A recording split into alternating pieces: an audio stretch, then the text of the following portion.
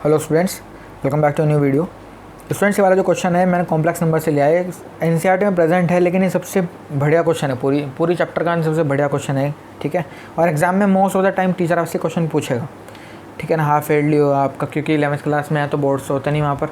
Half yearly हो आपका, subject test हो, है ना, ट्यूशन में कहीं भी ये क्वेश्चन आपको मिलेगा ही मिलेगा, ठीक है ना। तो मैं आप देखो, ये क्वेश्चन है तो कैसे करेंगे इस क्वेश्चन को। तो ये क्वेश्चन थोड़ा सा डिफरेंट है, इंपॉर्टेंट है ना, तो थोड़ा सा डिफरेंट है। देखो मैं बताता हूँ क्या है इस क्वेश्चन के अंदर।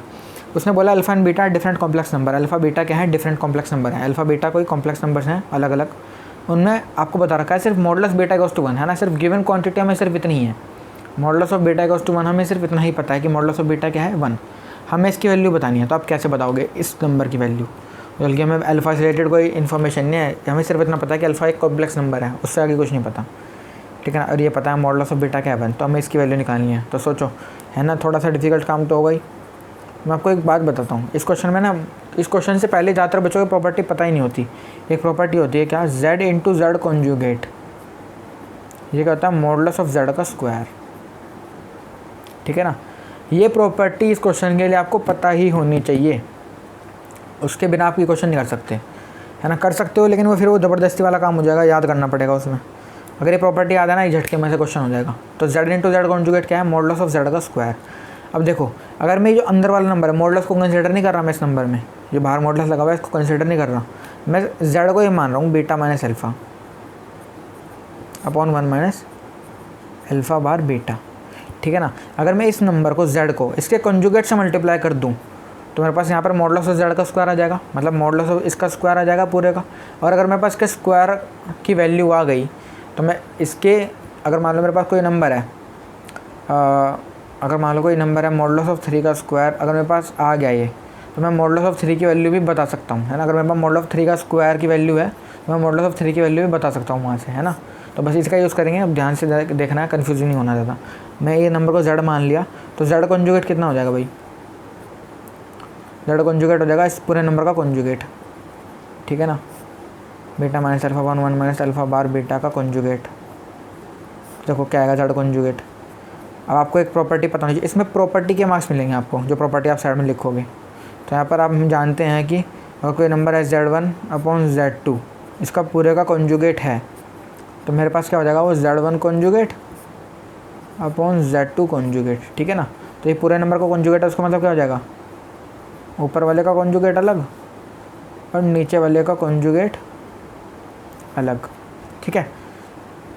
अब मैं जानता हूँ कि कोई भी अगर कॉम्प्लेक्स नंबर है z1 माइनस z2 या प्लस, उनका पूरे का कॉन्जुगेट है, तो क्या हो जाएगा, z1 कॉन्जुगेट अलग अलग हो जाएगा प्लस माइनस z2 कॉन्जुगेट, ठीक है ना। तो क्या हो जाएगा, beta conjugate minus alpha conjugate अलग अलग हो जाएगा ना इस प्रॉपर्टी से, अपॉन 1 माइनस, और देखो 1 तो क्या रियल नंबर है, तो इसका कॉन्जुगेट करने का कोई फ़ायदा नहीं है, 1 का कॉन्जुगेट 1 ही आ जाएगा ना, लिखना भी नहीं है उसको। अल्फ़ा बार का कॉन्जुगेट माइनस, सॉरी माइनस नहीं, बीटा का कॉन्जुगेट, ठीक है, अलग अलग कर दिया इसको। अच्छा, अब देखो, बल्कि हमें ना यहाँ पर इसको पूरा कॉन्जुगेट ही लेना चाहिए, क्योंकि अभी हमने वाली प्रॉपर्टी नहीं लगाई। z1 इंटू z2, कोई नंबर जो मल्टीप्लाई में उनका कॉन्जुगेट अगर पूरे का है तो क्या हो जाएगा, z1 कॉन्जुगेट अलग और z2 कॉन्जुगेट अलग। अब आप इसको कर सकते हो अलग अलग, beta conjugate minus alpha conjugate upon 1 minus alpha bar का conjugate and then beta conjugate, ठीक है। अब मैं एक प्रॉपर्टी और जानता हूँ क्या, अगर कोई नंबर है z, कॉम्प्लेक्स नंबर है, z1 बोल लो, इसका कॉन्जुगेट अगर पहले से ही है और मैं उसका भी कॉन्जुगेट कर दूँ तो मेरे पास ये कॉम्प्लेक्स नंबर वापस निकल के आ जाएगा, ठीक है ना। तो मैं यहाँ पे क्या लिखूँगा, beta conjugate minus alpha conjugate upon 1 minus alpha conjugate का कॉन्जुगेट क्या हो जाएगा, अल्फ़ा ही हो जाएगा, और बीटा कॉन्जुगेट तो बीटा कॉन्जुगेट ही रहेगा, ठीक है ना। तो मेरे पास आप चेक कर सकते हो, z कॉन्जुगेट जो है वो ये है,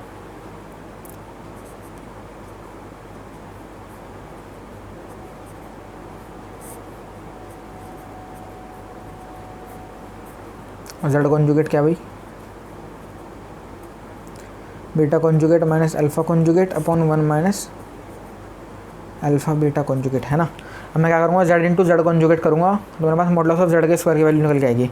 तो z इंटू जेड कॉन्जुगेट करूँगा तो z क्या है, 1, इसका 1 मान लो, सेकंड मान लो, है ना। तो इसको मल्टीप्लाई कर देंगे तो z इंटू जेड कॉन्जुगेट क्या आ जाएगा भाई,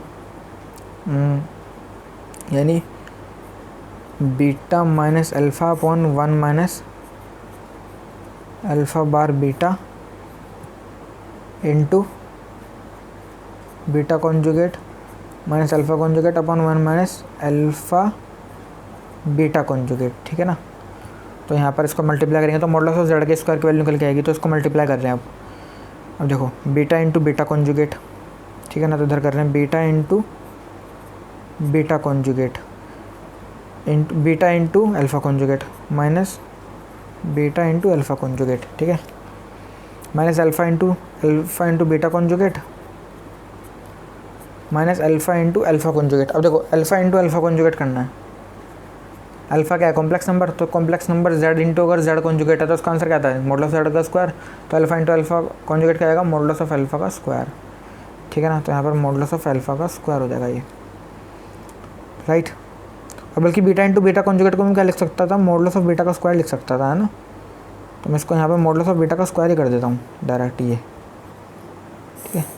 अच्छा 1 into 1 into alpha beta conjugate, alpha conjugate beta into 1, तो ये आ जाएगा alpha conjugate beta into alpha beta conjugate. तो देखो क्या आएगा? अल्फ़ा कॉन्जुगेट इंटू अल्फ़ा, तो ये हो जाएगा कितना? मॉडुलस ऑफ अल्फ़ा का square. Beta into beta conjugate क्या हो जाएगा? बीटा मॉडुलस ऑफ बीटा का स्क्वायर, और माइनस माइनस क्या हो जाएगा? प्लस हो जाएगा ये, है ना। तो मॉडुलस ऑफ बीटा का स्क्वायर हो जाएगा ये, राइट। तो अब इधर देखेंगे इसका आंसर कितना? मॉडुलस ऑफ बीटा क्या है? 1। तो मॉडुलस ऑफ बीटा स्क्वायर भी क्या आएगा? अगर मॉडुलस ऑफ बीटा 1 है तो इसका स्क्वायर कर दो अगर हम बोथ साइड, तो कितना आ जाएगा? 1 ही आ जाएगा, नहीं आ जाएगा? तो यहाँ पे 1 आ जाएगा इसका answer. 1 minus beta alpha conjugate minus alpha beta conjugate minus modulus of alpha का स्क्वायर, और यहाँ पर देखो क्या आएगा? 1 minus alpha beta conjugate minus alpha conjugate beta